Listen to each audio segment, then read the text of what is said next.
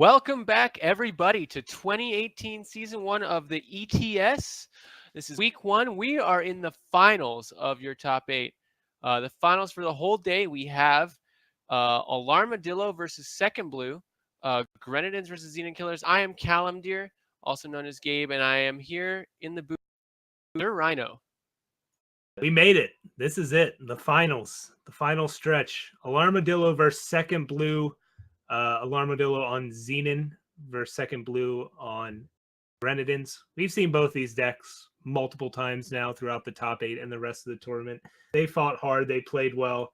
And now just a few more games left to decide who takes down the very first ETS of not only the season, but of the Dusk Road. Yeah, that's the most exciting thing about this weekend is this is the first time we're getting to see the Dusk Road cards played on the ETS non-team tournament. And it's going to be either Second Blue or Alarmadillo as we get into this. What's your prediction here with Grenadins versus Xenon Killers or mid-range? We've talked about how Grenadins is a little weak to like go wide aggro or flying aggro.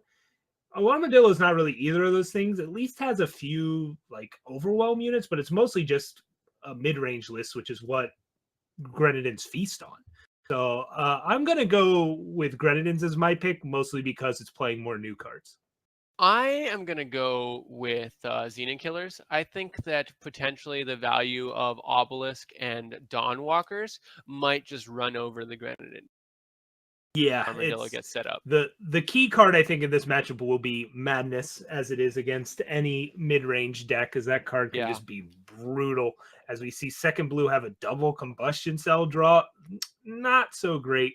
But Alarmadillo is a little slow out the gates, even though it has a lot of 2-drops and a Titan to go with it. So that Varus Favor will help develop the power. If he finds a 4th, he'll have plenty of plays going forward. Blister Sting Wasp is an absolute stonewall against the Grenadin deck. Yeah, and the cool thing is it flies, so once you find your Obelisk after stalling, it can start chipping in for some real damage. I do kind of like how this Xenon deck is built almost for this matchup, because it's not playing in the interaction we were talking about, like, Annihilates or Varus Choice or Banish. That's to its advantage, I think, in this matchup. It might be a little hard to answer, say, a Stone Scar Scrapper that's running away with the game or a Gear Cruncher, but it means also you're playing more threats during the developing stages. Yeah, outside of Gear Cruncher and Scrapper you can still beat, but outside of Gear Cruncher, the interaction is just mostly dead, and Banish in particular is dead, which he has 0 copies of. So I really like how that affects Alarmadillo's chances for him. Yeah, the X factor though, with that in mind, is Scrap Tank, right? Where once Scrap Tank's a 10/10 or something, what is Alarmadillo going to do other than try and get around it? Yeah, I mean, well, that also means that Scrap Tank can't do much either, because Blister Sting, Wasp, and Sandstorm Titan's holding down. As we see Sandstorm Titan come down here. Combustion Cell coming out, not really doing anything. The first one wasn't doing much. The second one's definitely not doing anything. Yeah, this is not a good draw from Second Blue here. Just a whole lot of power plus 2 combustion cells, which is even more power. The Combust is nice, but Alarmadillo just has more things to do than Second Blue and going to be bearing down with these threats. Second Blue really needs to draw one of his payoff cards, like Stone Scar Scrapper, I think would be the best, but he wouldn't mind a Scrap Tank or even a Gear Cruncher at this point, even though he can't cast it quite yet. Or I guess he can with Combustion Cell. Yeah, now, even though we talk about how Alarmadillo doesn't have a ton of removal, there is a Xenon Initiation lurking in hand, and now the Dark Return is the draw here, although I don't think we're going to see his Friendly Wisp come back. There's a chance they use the Initiation just on Interrogator as a cycle, but I like this more. A space in, Dark Return the Interrogator, and start digging. Yeah. And that, I mean, taking out 3 Grenadins is pretty relevant here when each one of them can trump block Sandstorm Titan for a turn. Yeah, not exactly sure why Second Blue put all of those Grenadins in front. Maybe didn't check Alarmadillo's list, but there are 2 Death Strikes, but I think you'd be okay with a Death Strike getting used on a Grenadin if it means the Death Strike's out of hand. Yeah, for sure.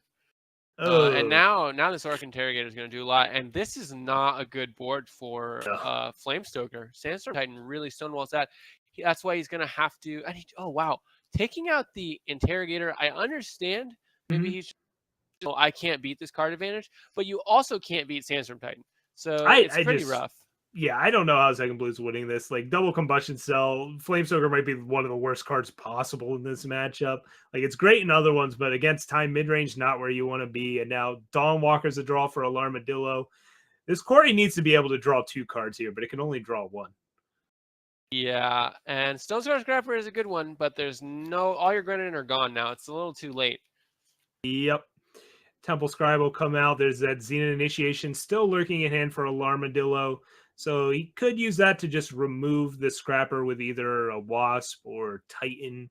If you use a Wasp to clear it, you get through a lot of damage this turn, though.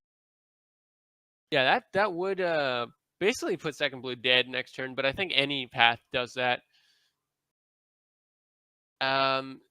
So it won't come up this match, but I think a big swing in this matchup could be a Madness, like you said, specifically taking a Dawnwalker, because that could completely shut down Alarmadillo's early game plans Oh, if yeah. it comes to that. But this game.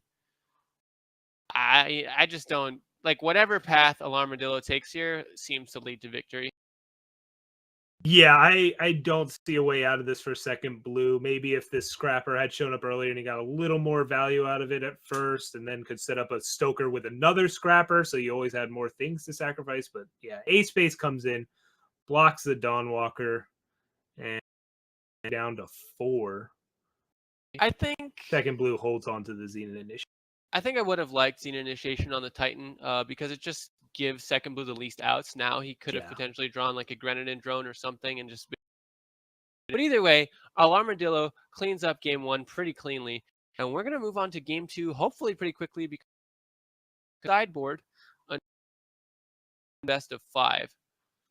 Yep, it's a best of 5, so players will hopefully just send out the challenge immediately, and it won't be one of those simultaneous challenges that are awkward and ends up bugging out. So we'll let them know to get to it. And they had a nice break in between these last 2 rounds. It has been a very long day for everybody, though.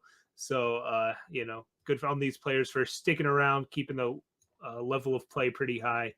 And yeah, Second Blue is down a game. Alarmadillo's up 1.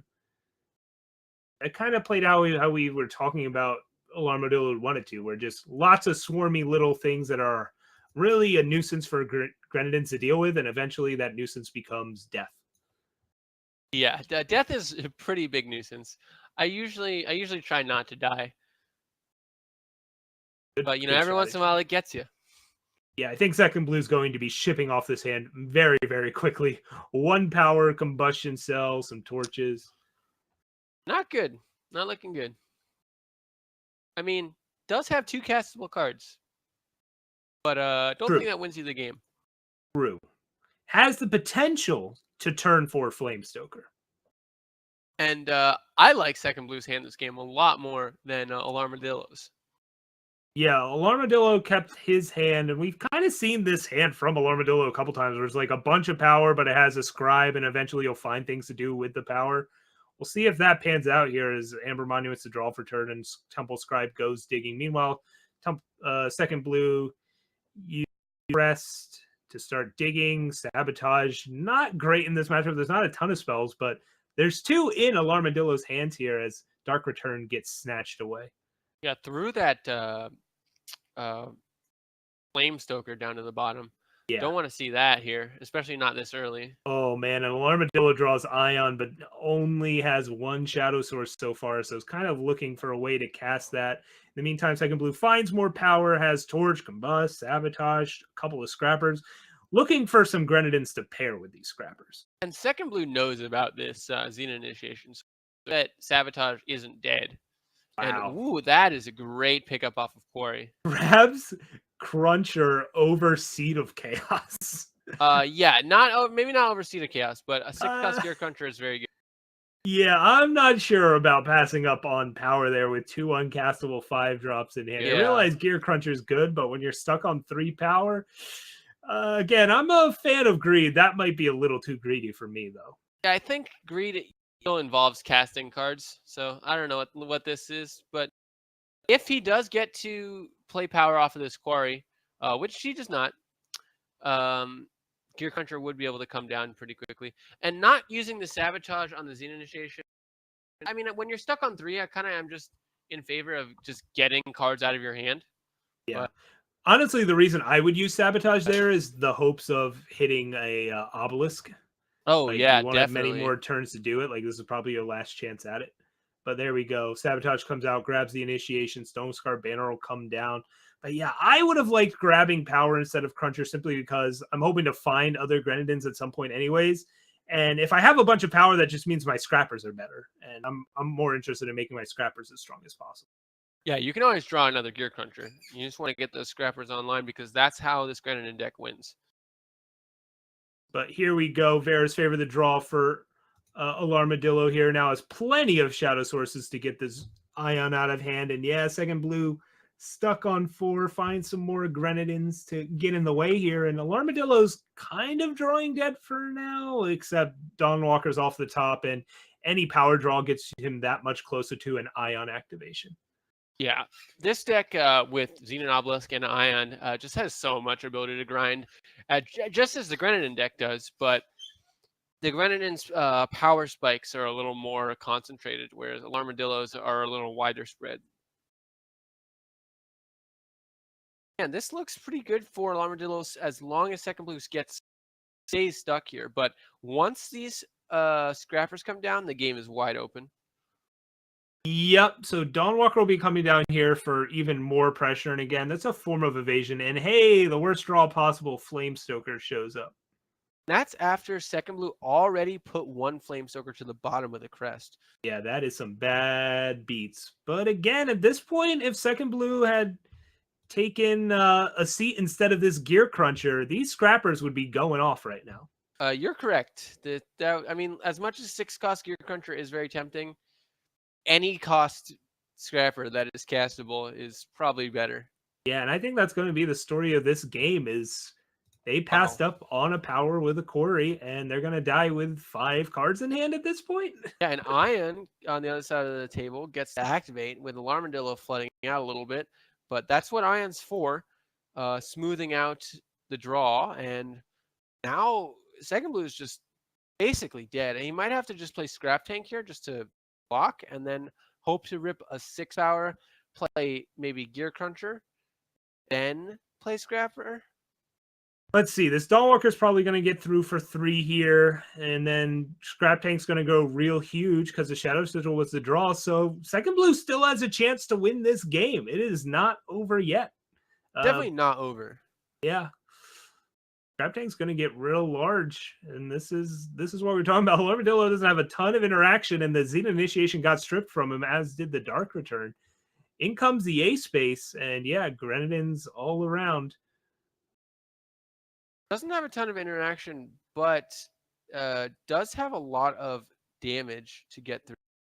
Yeah, like can keep getting back these Dawnwalkers as long as he another Ion is very good. Any Sandstorm Titan or anything like that, another Dawnwalker is good. Obelisk is very, very. There we go. Often you go to 2 and hold on to one of these Grenadins just in case you draw something like a Devourer or something like that. Instead, the draw is Madness, so I think we'll just see a Scrapper come down. You already have a 9/9 Scrap Tank, so that's bigger than Rhino. But there's the Obelisk off the top. And now you kind of wish you had traded that Grenadin so you had an 11/11 Scrap Tank here and not a 3/3 Temple Scribe on the other side of the board. Not really sure what the value of holding that Grenadin was. Yeah, but now you still can just chump block with Grenadin because they can't swing with Ion or Temple Scribe because you eat those. So it's not the end of the world either way. Right. And now you gain an extra life. Hey. Yeah, but that 3/3 might be the end of the world. And Combust to go with Madness. Oh boy. Oh yeah, Madness Combust. That is how that works. You can get 5 life out of this with Ion as well. Well, just 3. Yeah, so you can do that, but then you can't combust Ion to take out the Rhino if you're concerned about that. You always had the Scrapper activation available, but you didn't want to kill your Scrap Tank here off of Madness. Yeah, I don't think so. Okay, so swinging with Scrap Tank, but not Ion, sure. in that scenario, you should have just taken Reinark. They didn't quite think that through, but Yeah. that way you're still combusting, and you got a scrapper back.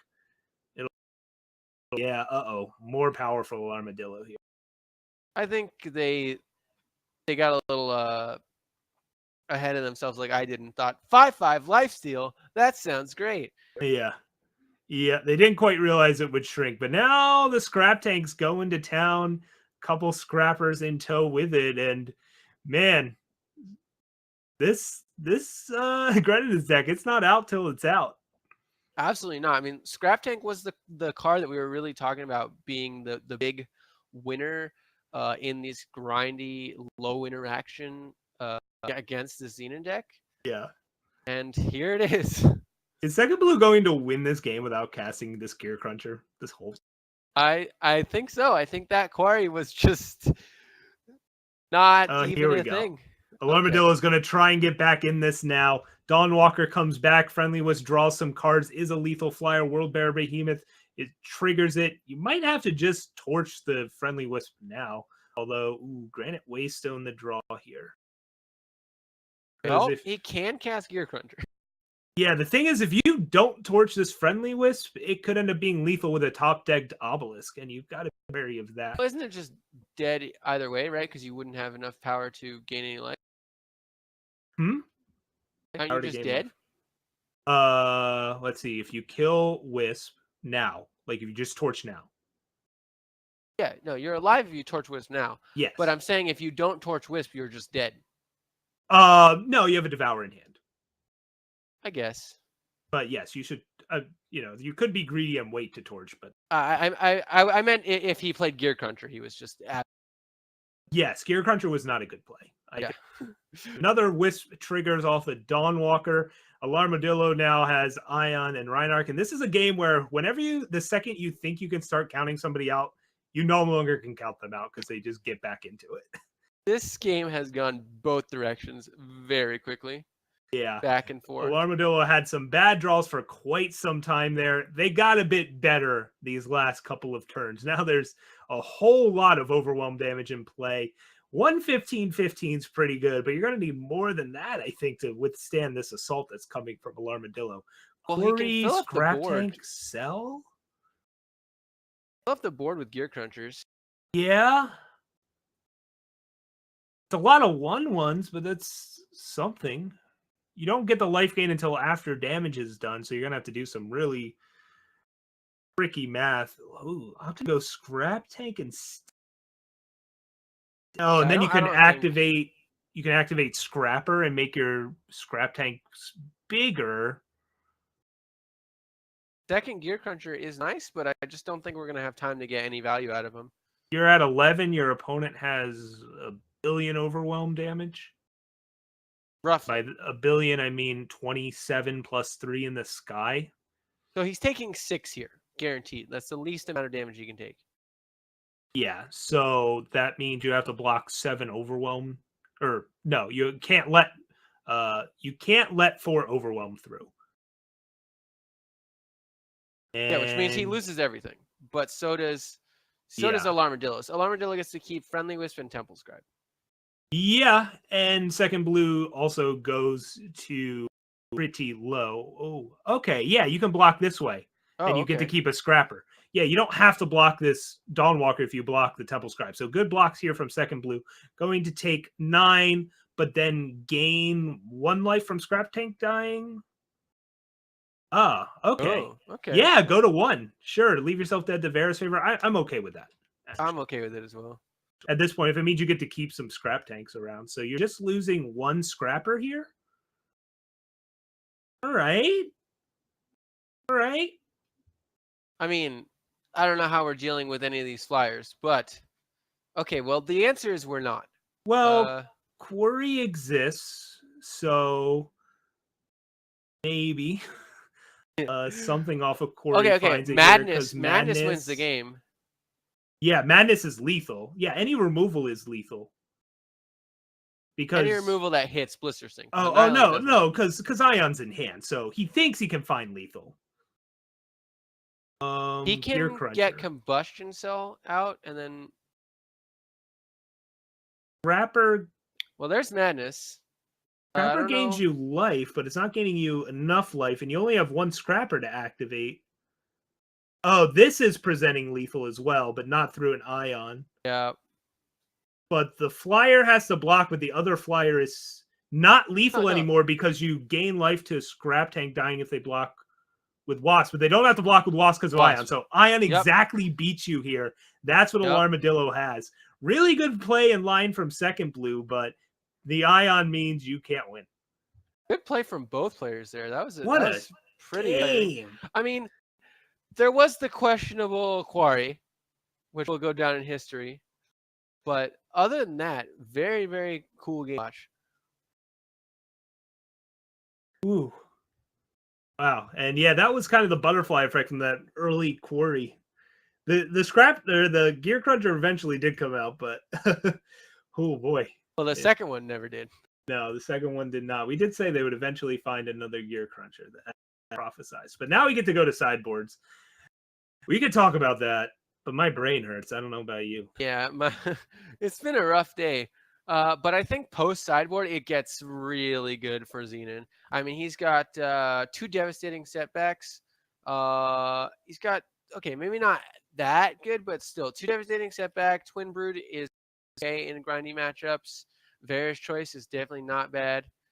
And extra copies of Annihilate over some taps, but I don't think you need that. I think really the only thing is the devastating setback, which is maybe Dark Return isn't at its best here, where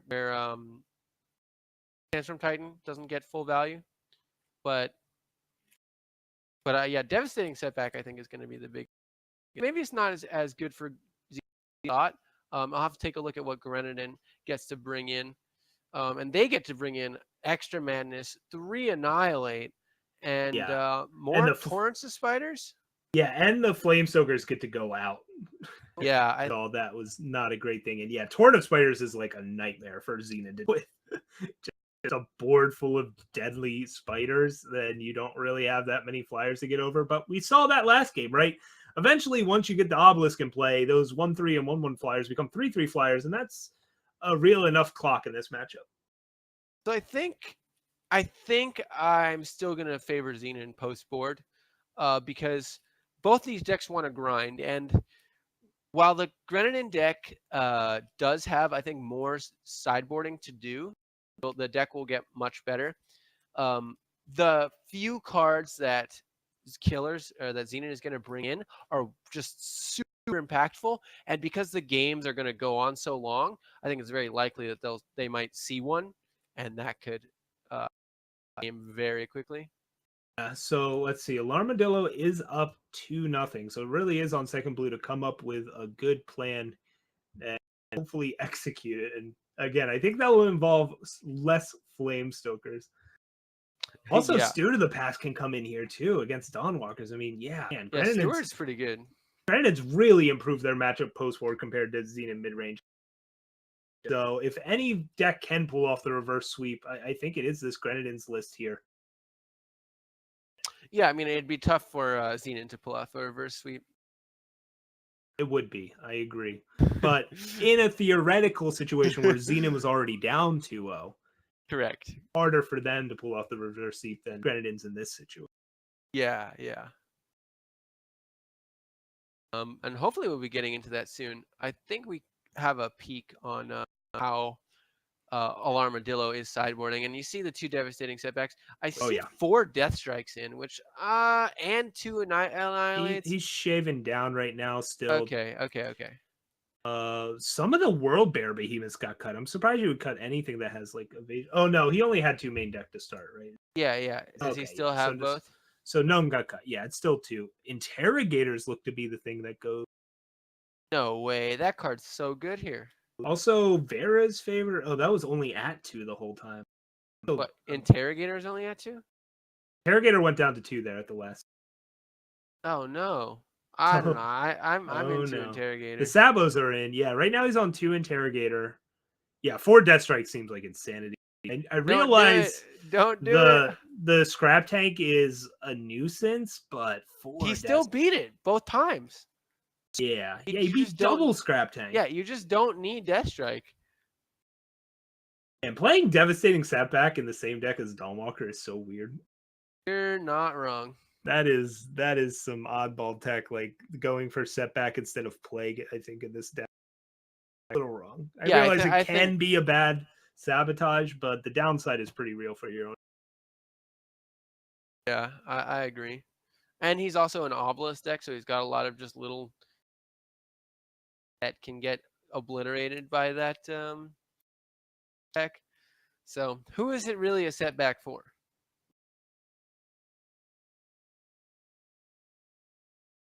But hopefully we're getting into a game. I can see the players are chatting it up a little bit, sending out challenges now. Yeah, I really think Xenon favored. I'm not sure how I feel about missing the interrogators though.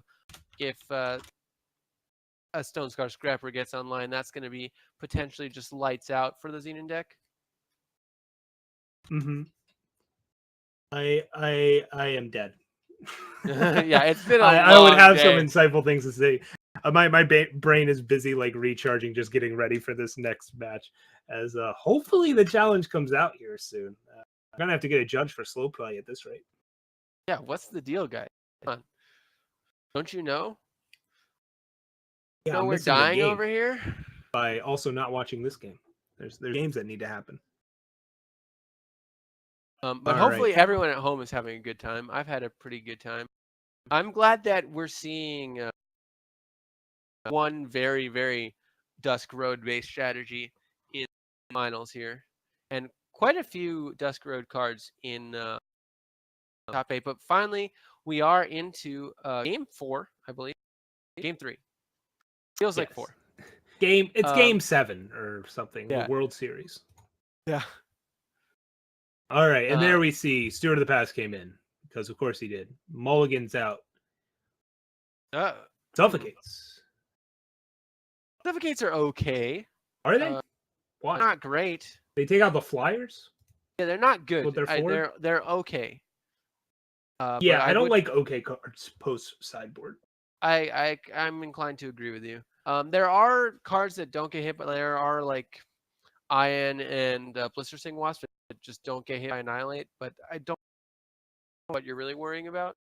I guess maybe you just ended up having room for him. Like, say you cut all your combustion cells and you cut all your flame suckers. That's 5 cards, but you were still bringing in Steward and your 3 Annihilate, so that's already 5 cards.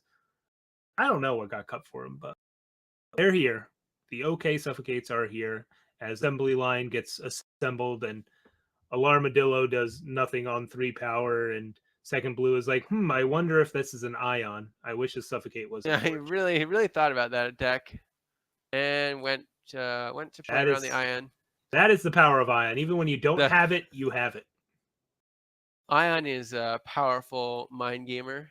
Yeah, and what Alarmadillo does have is a devastating setback. In fact, 2 of them.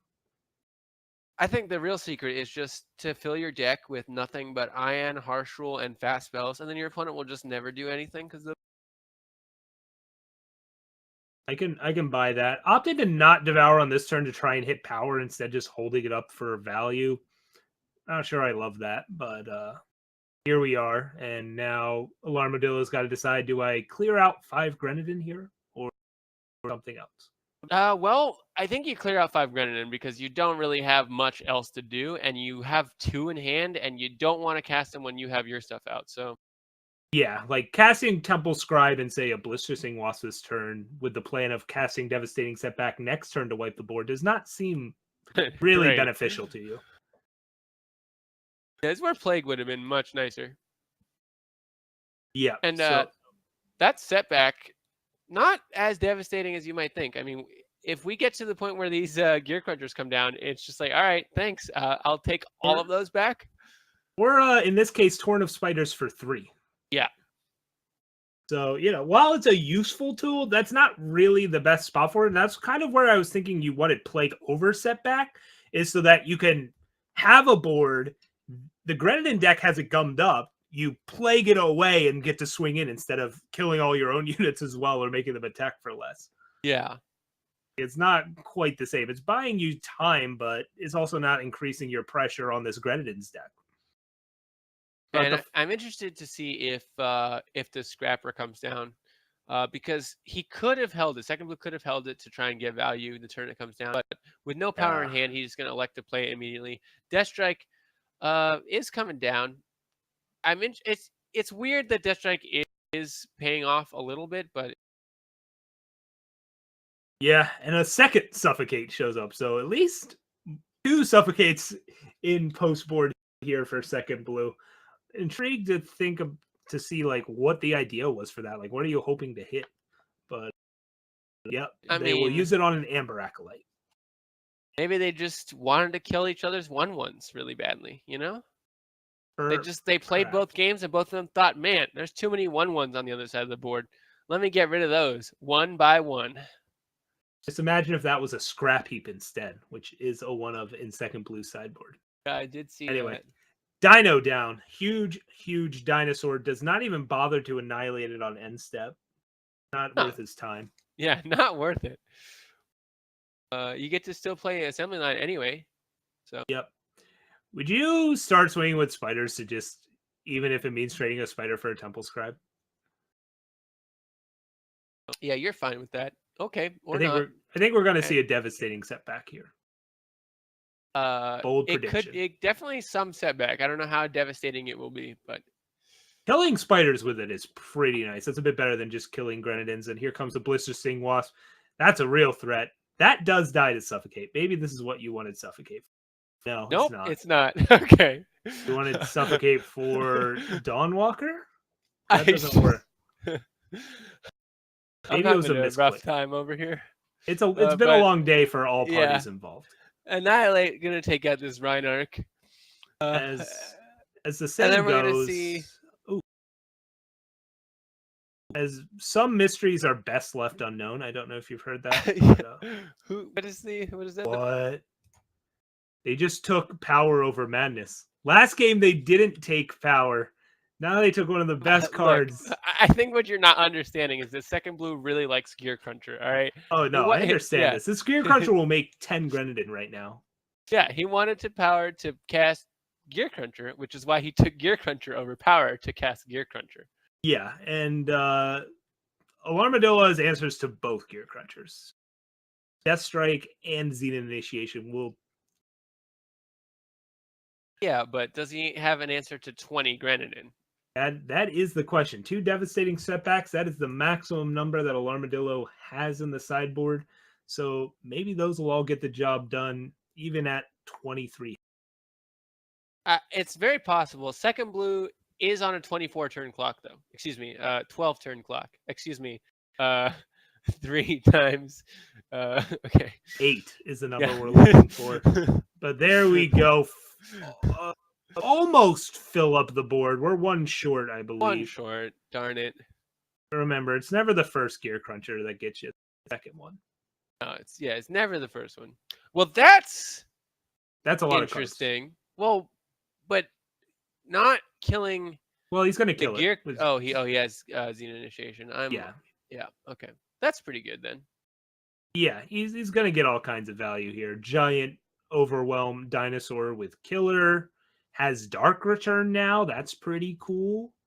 Has Death Strikes and Dawnwalkers. Ooh, a Varus choice. These are all pretty nice stuff. All right, what are the odds the Suffocate comes out now? On the Blister Sting, yeah. Yeah. I don't think we're going to see another Gear Cruncher, that's for sure. Wasn't good before, why would it be good now? I'm interested in the scrap tank, but I don't like that it doesn't make any Grenadin, but fine. I think I suffocate. Let's see, you suffocate, and then do you scrap tank A space, or do you just A space play Steward? I like scrap tank A space. I'm definitely suffocating Blister Sting Wasp and attacking with a lot of Grenadin. Yeah, I definitely think Suffocate happened a while ago, but apparently I'm wrong. So there is something we're missing here.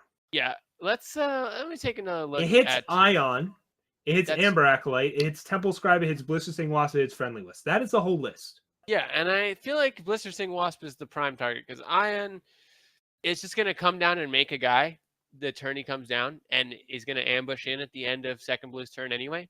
Yeah, I just have no idea what the suffocate is for. Not for this blister thing wasp right now. But the time has passed. Maybe he just wants to. Maybe that's just how he's feeling. That art is just how second blue feels in this situation, and it's just there for moral support. If he also doesn't like. Uh-oh. Oh, Fair's Choice is a good card. Is at 11. Yeah, that's a lot of Grenadin. That's a big dinosaur. There's a Steward in play in its way. And if it trades with Steward, then it gets silenced, and you won't be able to get cool Dark Return sweetness with it. But I guess this Death Strike is still pretty valuable. Yeah, I think second blue is still in an okay position though. Scrap tank plus attacking. It only takes one Stone Scar Scrapper to turn this around for second blue. Of course, it only takes one Obelisk from aReNGee to probably end it. He is going to use Dark Return to get a very large vanilla unit. That doesn't seem exactly useful in your opponent's delay. I think it's fine, but yeah, it's not great. I don't think the game is close enough to being over to use Dark Return in that spot. Like on that turn. When you have 11 power, you can just do it the turn you're going to get something back anyway. I agree with you, but I think aReNGee just wasn't thinking about Scrap Tank, because that's where it's really bad. Outside of Scrap Tank, it's you can ace space with it and there's Suffocate on the Blister Blast right on time. Finally happened. Right on time. Whew. Suffocate has gone down. The old attack with just 2 Grenadins. Don't want to attack with too many. Yeah.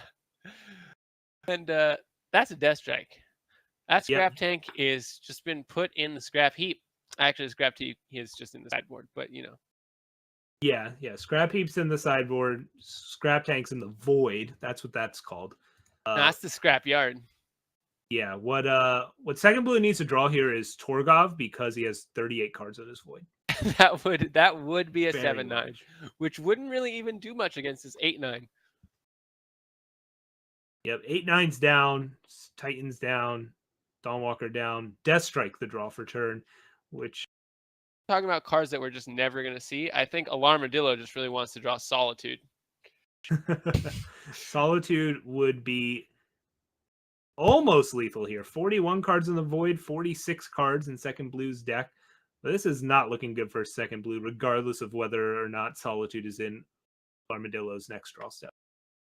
And 8-9 gonna eventually get there because he drew that removal for Scrap Tank, and the removal is just somehow paying off for aReNGee. I guess he correctly identified something about the matchup that I didn't think was going to be the case, which was that the Grenadins just don't matter. You're just gonna attack into them, and you only care about Scrap Tank, basically. Yeah, Stone Scar, Scrapper, and Scrap Tank are the cards that actually matter here, and Death Strike deals with them. The rest of the Grenadin, you'll just slog through because you have just giant dinosaurs and Storm Titans. I mean, Torrent Spiders would have been a real problem, but Devastating Setback managed to take care of those early on. Think about second blue I would have devoured on my turn. Oh, instead of devouring on their turn, because could draw Torrent of Spiders or Madness. Yep. Instead, now they're going to die to this Dawn.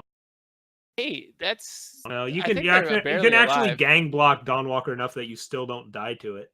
Oh, so, and you have extra life from Devour here. I think you've got to cast Devour now, right? Just to gain the life and see if you draw like a Torch or whatever. Probably cut Torch, but... Apparently they cut Torch for Suffocate. I think I would Devour now. There's not much you can do on 3, but you can go back to 4. You just have to make sure you block. Cell. Like, you were at 4 potentially. So if you're aReNGee, you're swinging with at least Dawnwalker in the hopes that they mess up the block and you blow it out with Death Strike. Yep.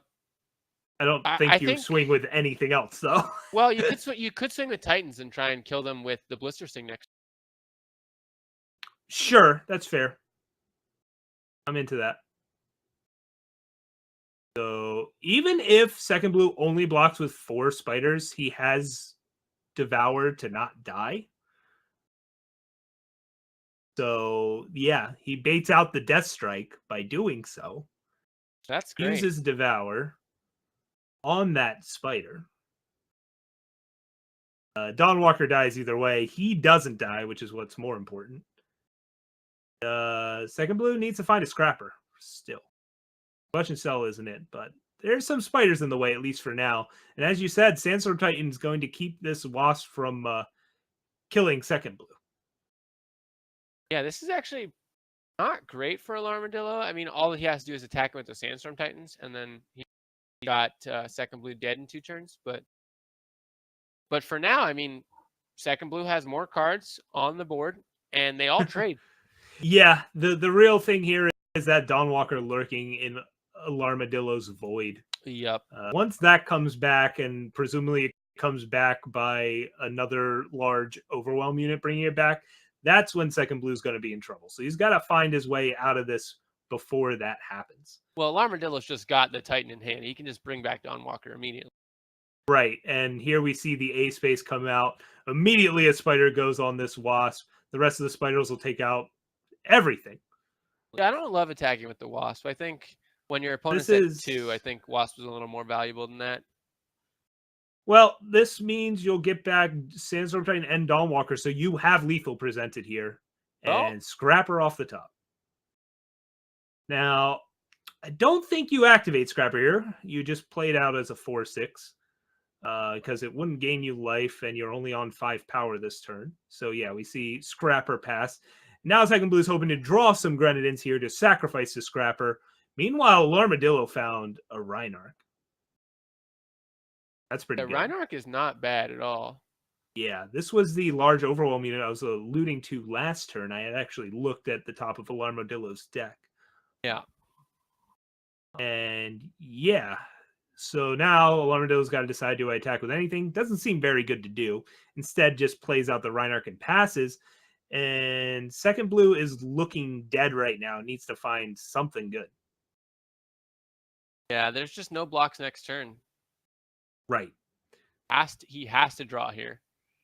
Attacking with Direfang Spider seems a little odd, because now you can just not block and you... Okay, and then you still sack anyway. Yeah. Was there a way for aReNGee to block with 1 unit and then still have lethal? And then he wouldn't have been able to activate Scrapper? He wouldn't have taken that risk anyways, I guess. Yeah. I just don't know if that 2 damage was worth it. Yeah, I don't think it was worth not being able to activate Scrapper and just being dead. I don't like playing that power combustion cell there. Like, I think you needed to activate Scrapper again first, because these 2 Grenadin drones aren't doing it. Anyway, Bear's favorite. This game looks over. aReNGee is going to take it? Question mark? Maybe? Oh, you can't activate Scrapper twice in 1 turn. Yeah, you can't activate it. It's been a long day. And he was dead anyway. Well played by both parties. Poorly played by me. Yep. Oh, man. And that is aReNGee taking down their first ever ETS that they've ever entered. Taking down the first ETS of Dusk Road. The first ETS of 2018. So very exciting stuff. Yeah. Maybe not a whole lot of Dusk Road cards out of this Xenon deck, but hey, we saw Devastating Setback get cast twice. That was certainly something. World Bear Behemoth had its impact. Really well played by both players there. Good to see Grenadins doing well from the start. And congrats to everybody involved in this tournament, honestly. We had almost 140 players. That was awesome, but especially congrats to aReNGee, second blue. Everybody else in the top 8. I don't know about you, but that was a whole lot of Eternal for me. Oh yeah, this was so much. I am super tired. I hope everyone enjoyed it. I think in just a moment we're gonna hand it off to our producer and to our tournament organizer. Go over a couple things. Rick-Henner's in here. Take us away, Rick-Henner, please. This is Rick Henner, your tournament organizer here. Woo!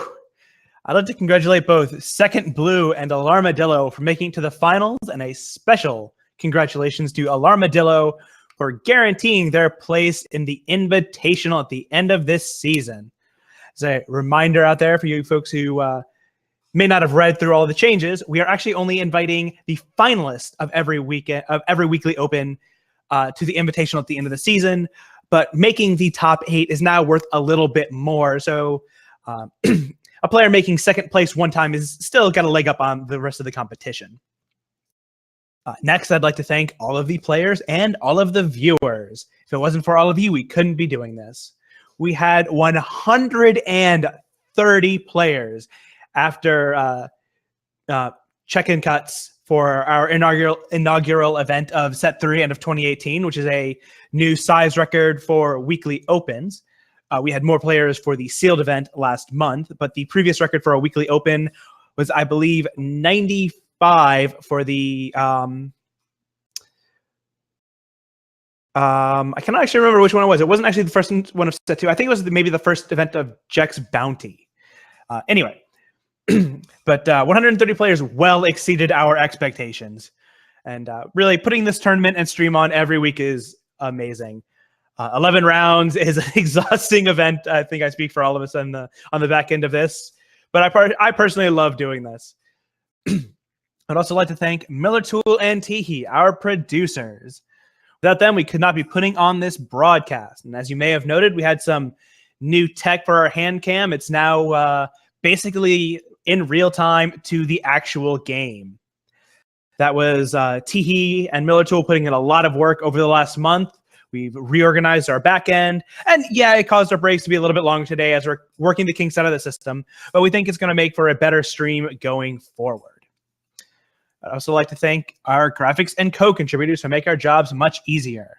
Specifically, Mengar for his deck image creation tool, and X Kirby for his weekly highlight videos, and aReNGee for our new overlay. We've been hearing your comments on it in Twitch chat, and we've been trying to improve it. We changed the colors up a little bit today, and we'd like to know what all of you thought of it. So give us feedback on Discord, in the Twitch channel. I'll try to check that out as you guys are heading out. And speaking of aReNGee, he is the founder of the website, the original tournament organizer, and he's responsible for a lot of work behind the scenes to make this run smoothly. And another shout out to Zenorath, our new tournament organizer who has been helping me out all day, helping things run more smoothly. And a huge thank you to our Twitch subs and Patreon backers. They make it possible for us to have nice prize pools at our events. None of this would be possible without you. Our $20 Patreon backers are Chuck Hurst, Andre Pokai, Seek Power Gaming, who has 2 teams in our team league, which will be running tomorrow, Frosty HS, who is playing today, Corel, and our honorary effective backer, you, me, and your best friend, who also played today.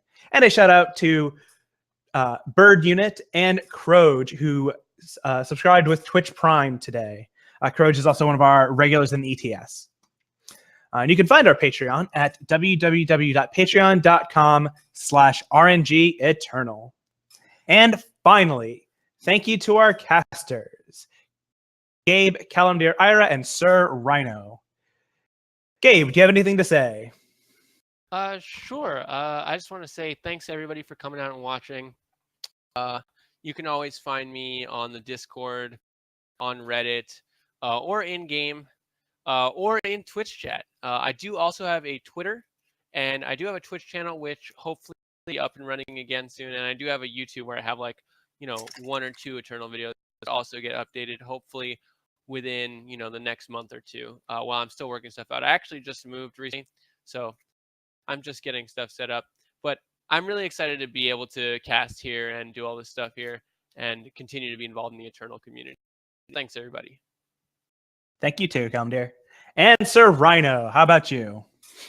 Yeah, I'm Sir Rhino. I've been playing Eternal for a long time. I like to play it a lot. I stream basically every weekday starting around 1 p.m. Eastern time till 6 or 7. And we just have a lot of fun trying to get better as players, exploring the draft format and brewing dumb decks.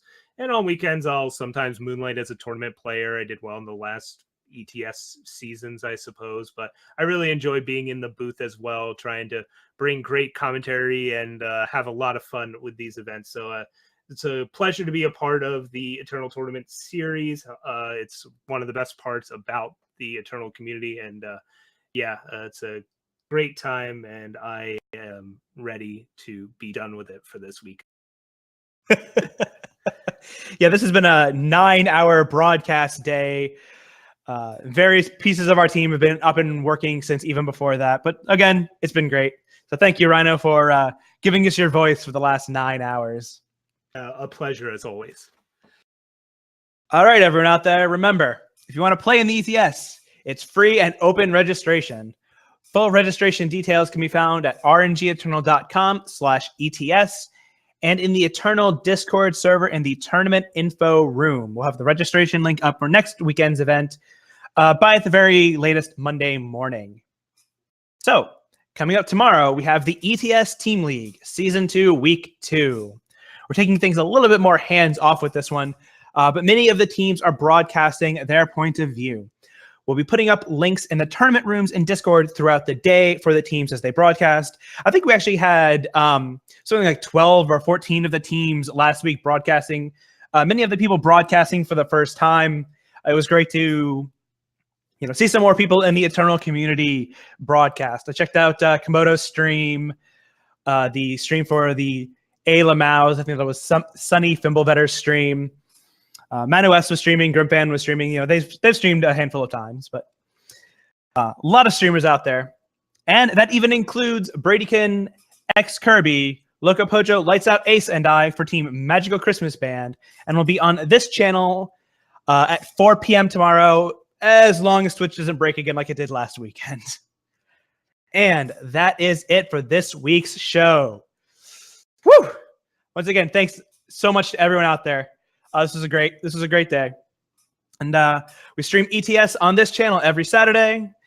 Some of the POVs of Team League on Sunday, and Lights Out Ace streams on Wednesday and Thursday night. So have a good rest of your day, everyone. Good night.